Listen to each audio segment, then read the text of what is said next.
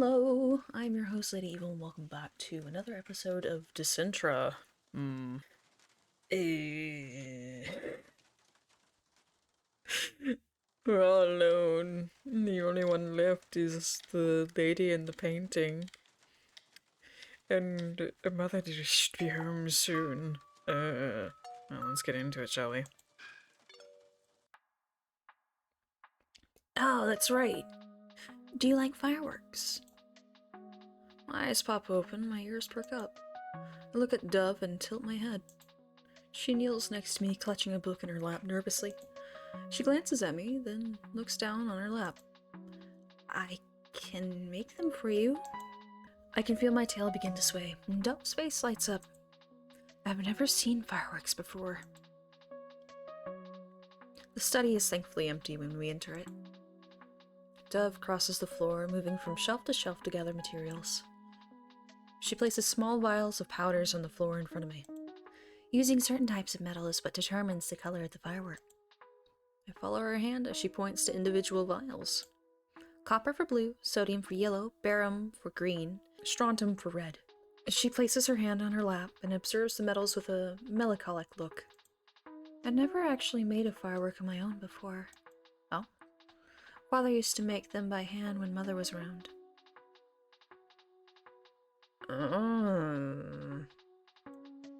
Every year on my birthday. My ears flop down at the frown Dove wears. She gathers the rest of the supplies and quickly starts to make small satchels with fuses trailing out of them. She casts furtive glances in my direction as she assembles them. When she's done, she wipes a smudge of explosive powder off her cheek. Oh. The floor is a mess of materials, but Dove pays it no mind and stands. There's just one more thing we need. My head pops up and my tail begins to wag again. Dove notices my excitement and brightens in what almost seems like relief. She holds up a finger. We just need a tube to launch the firework out of. Dove starts to search the study, pulling open drawers and yanking cabinet doors wide. Her cheeks puff out every time her search doesn't bear fruit. I poke my head out from under her arm to get a peek into the cabinet. She digs into boxes and pulls out bottles until she reaches the back of the cabinet. She strains her arm to feel out the furthest corners as though what she's looking for is cloaked by a spell. Her efforts turn up nothing and she retracts her arm with a disappointing huff. Where does he keep 'em? She chews on her thumbnail in thought and does another lap around the room, double-checking every place she's looked. I wander around the room on my own. Perhaps my lower perspective will see something Dove doesn't. To my luck, I spot what looks like a paper tube at the bottom of a shelf, tucked away between worn books and jars. I make an excited yip and trot over to it. I waste no time gently grabbing the tube with my mouth. Then I notice the pale feet behind the shelf. Pale feet! Again! The feet! What is with the feet? A cry rips out of my throat. I drop the tube and startle back from the shelf with my tail between my legs. I hear the slap of feet, or the feet. I hear the slap of Dove's feet make their way over to me. She looks at me in confusion. What's got you all worked up? I stare at the feet behind the shelf, holding my breath to see if they'll suddenly start moving. My whole body is racked with fear. That doesn't look like another ghost. Dove follows my line of sight, and I see her go still when she sees what's behind the shelf. Okay, thank goodness you can see it too. I just had an idle thought of what if we're the only one who's seeing this? It can't be. Her eyes are wide in disbelief. I jump when Dove suddenly shoots off to the side of the shelf. Help me move it. My jaw unhinges. Help her? As much as I would rather not, I make my way over and push against the shelf with my whole body. Is this dude just keeping parts of the corpses? The baggies was one thing, but is he keeping new corpses in the house? Or is that ma mère? Oh no. Books topple onto the floor and glass bottles rattle together as we slowly move the narrow shelf. inch by inch until the dark curtain behind it is exposed to us. My heart pounds, my muscles ache. We both take a moment to process what we found. Who we found. I can see Dove's hands fidgeting in the corner of my vision. I swallow hard, and I move forward towards the still curtains. There's no smell of decay. Instead, there seems to be a light hint of something floral. It's surprisingly pleasant. I brace myself, then drag open the curtains with my teeth. Dove chokes on a gasp behind me and the floor creaks. I give her a quick glance and see that she's taken a step back. It's hard to understand the expression she wears. She seems to go through a string of them. Her face becomes painted with disbelief. For a wink of time, a spark of yearning lights up in her eyes, then her expression splits into anguish. I turn back to the person behind the curtain. The woman. Oh no! It's the woman in the painting.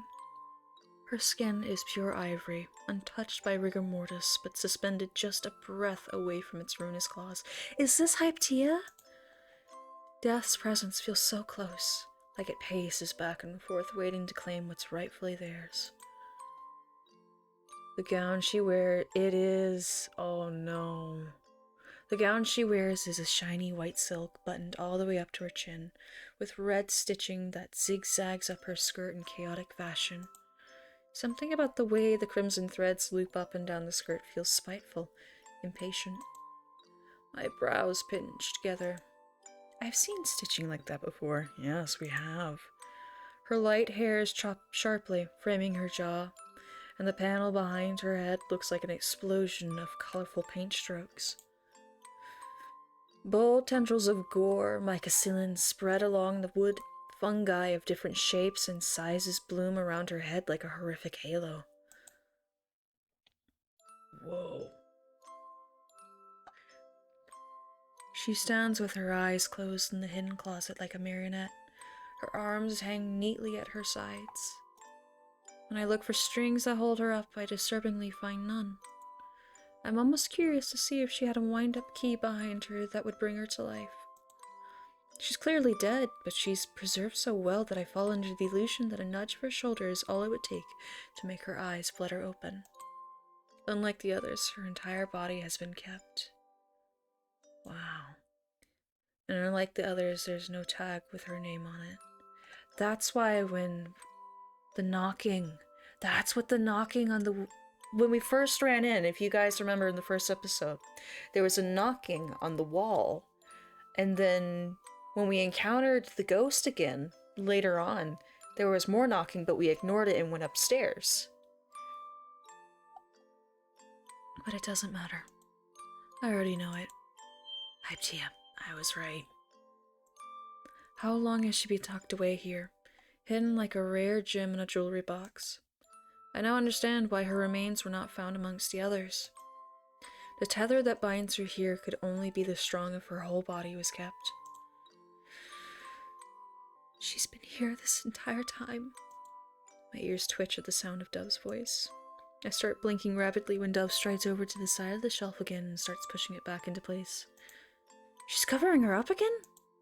Maybe she doesn't want the witch to know what we've discovered. I tilt my head. But are we just going to do nothing about her? My head thrums with conflicted feelings. Once the shelf is settled back into its original position, she picks up the paper tube I dropped and starts making her way over to the pile of sachets on the floor. Man, we were just trying to have a good time, make some fireworks, and have some serotonin, girl and wolf, I hesitate to say pet. Just, two friends hanging out, having a great time, trying to escape the horrors and persist through them. But nay, the horrors persist through us persisting. God damn it. Let's go. I give the shelf one last glance, then trail after Dove. We both stare at the rain that falls through the hatch to the roof. Each drop of water clangs against the iron stairs. My ears fall flat on my head. Can we still light fireworks in the rain? It's plausible. The face Dove makes as she guards the fireworks gives me my answer. I softly whimper. Dove gives me a sympathetic look, then looks up to the opened hatch in contemplation. She chews on her lip, deep in thought. Her face lights up shortly after. We just need to make sure the fuse doesn't get wet. Okay. How can we do that when it's raining? My brow raises when Dove starts to bound down the stairs, and I quickly chase after her. This is a terrible idea. We have to stuff the shell in nice and tight, or it'll misfire. We're gonna get ourselves killed. It hasn't even been that long since we set the dining room on fire. Oh yeah, that's right. My tail swishes anxiously as I watch Dove aim the paper tube towards her open bedroom window. I kind of figured that would happen. She angles the tube just shy of where the rain hits her floor. This is a horrible idea. When she's satisfied with the aim, she looks at me with an excited grin. You ready? I shake my head furiously. No. This is crazier than lighting up a table's worth of candles all at once. Maybe. My loud thoughts come out as nothing more than a whine.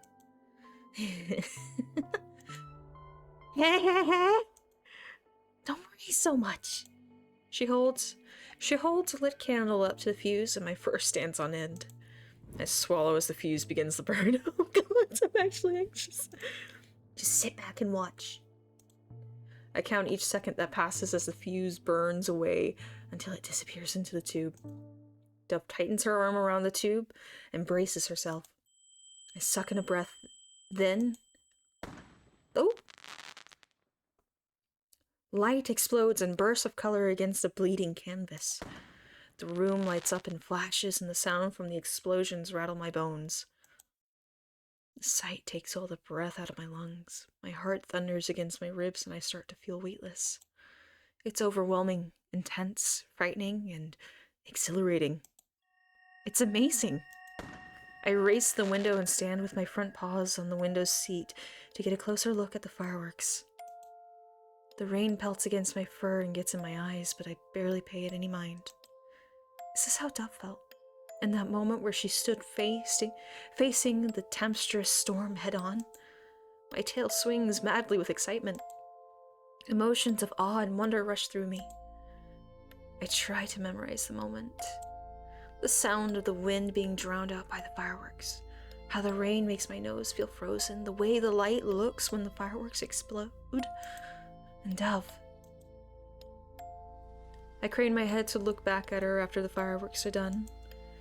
She stands, staring at the sky, lost deep in thought. I feel uneasy over the conflict reflected on her face. Dove grips her dress, and I notice the messy patchwork of stitches that holds the thin fabric together. She inhales deeply. I let out a yip when she suddenly bolts out of the room. Oh god.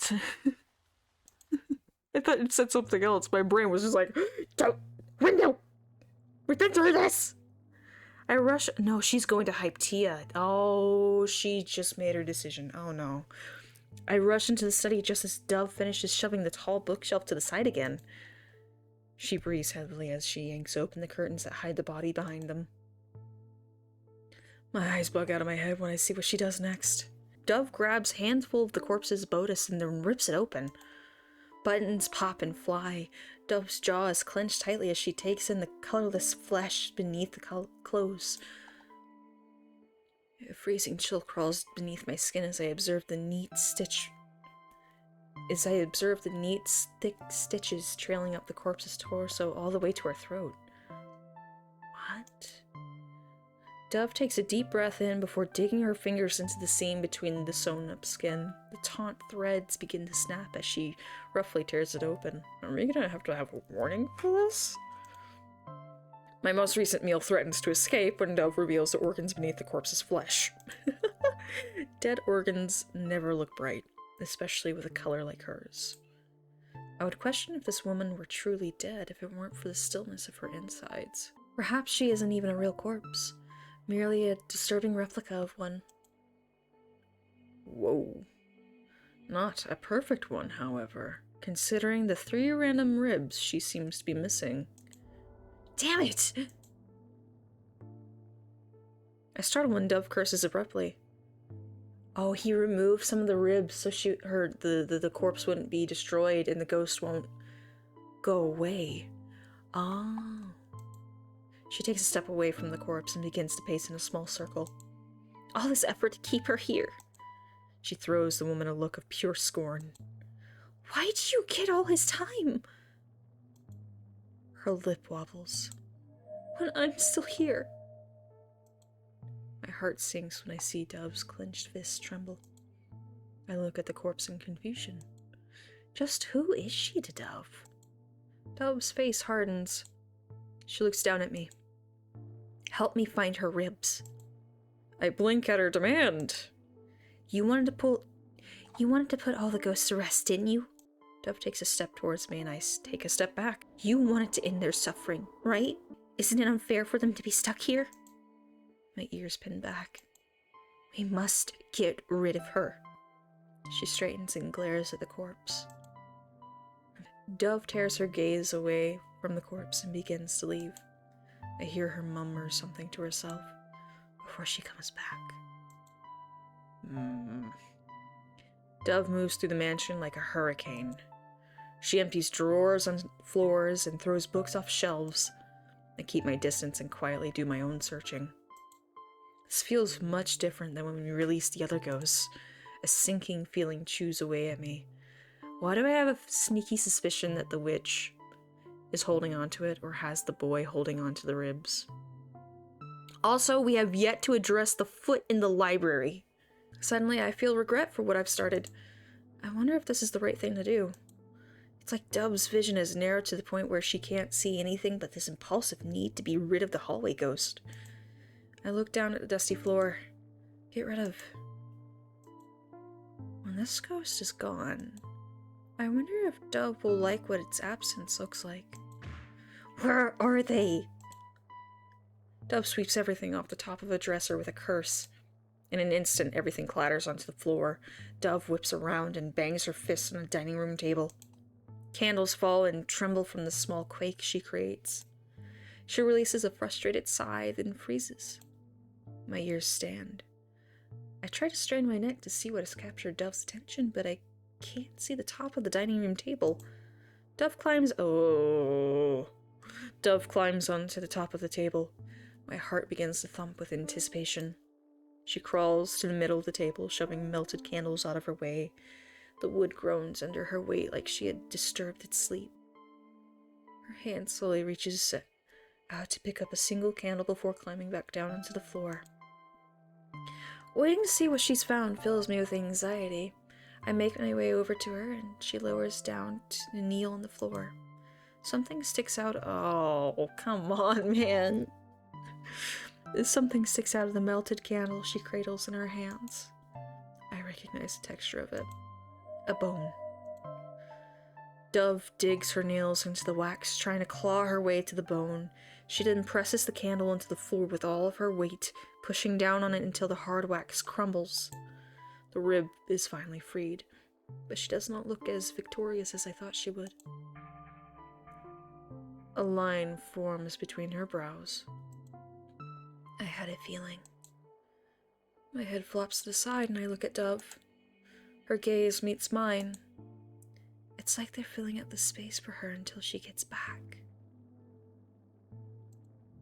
I feel my heart pause for a moment. Eyes wide, drop down to the rib.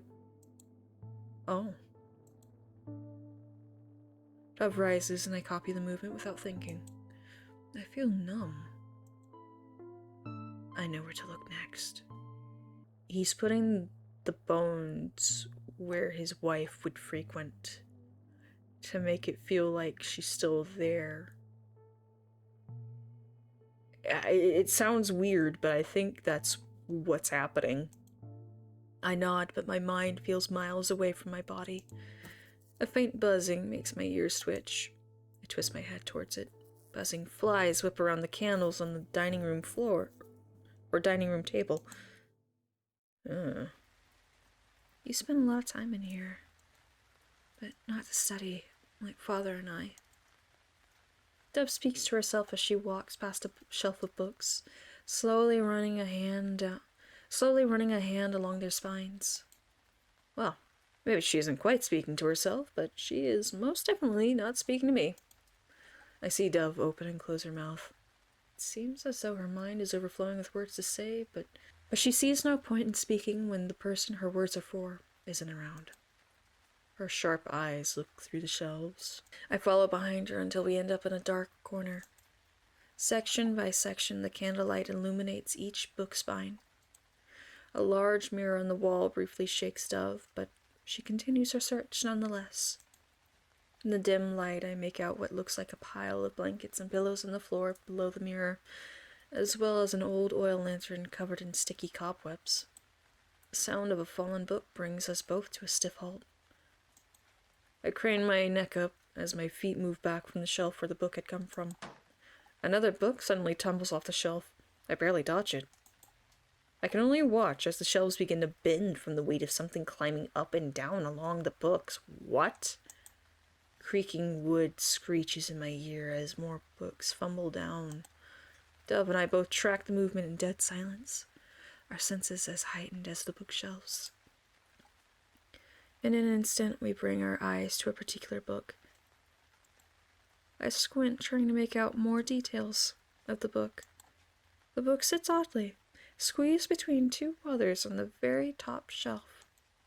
Despite being so high, the spine appears extremely worn, like it's been plucked to be read over and over again. The library ceiling is incredibly tall. The top of the bookshelves is practically in the heavens. My body tenses in anticipation, hoping this mysterious library resident does us a favor and knocks it down onto the floor. But it remains tightly lodged. I make a small noise to get Dove's attention and point my nose at it. She seems to have already noticed it. The corners of her mouth are weighed down as she sets the candle on the floor, moving toward the shelf with unhurried steps. My chest pounds as I watch the shelves, searching for movement. Nothing. I share a nervous glance with Dove before she sucks in a deep breath and starts climbing the shelf. My nerves are lit with fear, keeping my eyes wide open in vigilance. I start to relax a little once Dove reaches the halfway point. Her shoulders tremble from exertion and her breaths come out in shaky puffs. She stops to take a quick rest before swinging her gaze down with scrunched brows. Just halfway up the shelf must be high enough for the floor beneath her to feel as steady as sand. She retracts her eyes quickly from the sight, ready to keep going. She lifts her hand to move further up, but not before the sound of wood groaning begins to echo, not far from where she clings to with all her might. I go cold. Dove gasps and her hand slips. I yip in alarm and dig my nails into the floor as Dove struggles to find a steady grip again, her feet dangling loosely in the air. My tail swishes in distress and my mind races. It halts to a single thought. The blankets! I race towards the bundle of blankets I had seen earlier, gathering a mouthful of quilts before looking up the shelf again. The mirror on the wall directly faces the shelf Dove is clinging to. She finally secures her footing once again, but not soon enough. Immediately, a headless creature reaches the shelf she had just dangled over. A shudder crawls up my spine as I finally see the thing in full. Its arms are long in proportion, resembling the limbs of a gangly spider. Its skin saturated in decayed darkness with a sickly sheen. A coiled stump sits in place of its neck as though the creature's head had been twisted off. I watch as it weightlessly crawls along the shelves towards Dove. Ooh, maybe that's the decaying foot we saw. I release a string of panicked barks, causing Dove to twist her neck around towards the mirror. Whew! Dove goes completely white, then shoots up the shelf and good! Don't stop! Stopping is death. I drop the quilts from my mouth, then circle the floor frantically. My eyes start between Dove climbing in a rush to her reflection, the monster still hot on her heels. I see her arms shake and hear her nails rake across the wood. The old shelves creak and curve under Dove's feet. I feel myself lurch to the side. When the entire bookshelf starts to lean forward. As the books continue to fall forward, I start to worry that the bookshelf will give in to gravity before Dove does. As she continues to climb, she faces the challenge of ducking her head to avoid falling texts, throwing a few out of her way for better purchase. At this point, if she were to fall, broken legs might be the least of her problems. The closer she gets to the top shelf, the faster the creature continues to pursue her. Oily hands narrowly miss her feet, permeating every book with a glossy slime. I wince at the mere thought of literary pages coated in cold, ghostly fluids, muddling the ink and smearing every word into non-existence. The creature grows frustrated in its chase and begins to slam its fists onto the shelf, shattering them into crunchy, wet splinters. It finally rocks its entire body, making the bookshelf rumble unsteadily. Dove lets out a squeal and almost loses her grip. She's forced to throw her arms into a shelf just before reaching the very top. You're so close. The creature leaps off of a falling shelf and bounds right for Dove. I hear her make a strained noise. She stretches her arms up in desperation, reaching for the strange book. The entire bookshelf shakes violently again. I watch the mirror's reflection with my breathing held in suspension. Dove's trembling fingers stretch for the book's spine, while a slimy hand closes around her ankle. Her fingers brush against the book before the creature yanks Dove back, and she slips away. I howl in surprise and prepare to throw myself under her. I see Dove dangling upside down in the air with a befuddled expression on her face. My jaw drops. Dove swings in the creature's grip as it languidly reaches up and tugs at the book Dove previously tried to grab. The book slides out with the pull of murky fingers and slams onto the floor right in front of me. Dove wears a dazed expression as she's carried down the shelf before being unceremoniously dropped into a heap. Slowly, she picks herself off the ground and quickly puts herself together. We turn to the mirror to see the creature disappear to some other part of the library. Blinking, she dusts off her dress, then makes a repulsed expression as she carefully picks up the fallen book, touching only the parts not coated in a shiny fluid without another word. The old pages conform around something shoved in the middle of the book. Dove opens it. There lies another rib, tucked between words like a bookmark. For a moment, I watch Dove's eyes flicker back and forth, reading the words on the pages. I still don't know if I believe in soulmates, but if they existed, I think the universe would send signs. Signs like the ones they already sent to us. Dove's mouth forms a hard line before she takes the rib out and snaps the book closed. A romance novel. I blink. That's it? She shelves the book once more without another word. One more. And unfortunately, we have run out of time for today, though there will be another episode this week because it is getting good. Oh my goodness. I'm kind of happy that one of my predictions was correct. Hyptia is the rot bride. But now I question, what's the witch's relationship with Hyptia? And what's going on there? Like, what is happening? What are these relationships, man? I'm trying to connect the dots and they just don't want to. I feel like I'm working with red thread and I'm just like aliens at this point. Because things are so fucked up. Well, if you guys have any thoughts, predictions, theories, what have you, post them down below. If you enjoyed the show, like, subscribe, and there'll be another episode this week, probably Friday, and I will catch you guys tomorrow. Bye bye.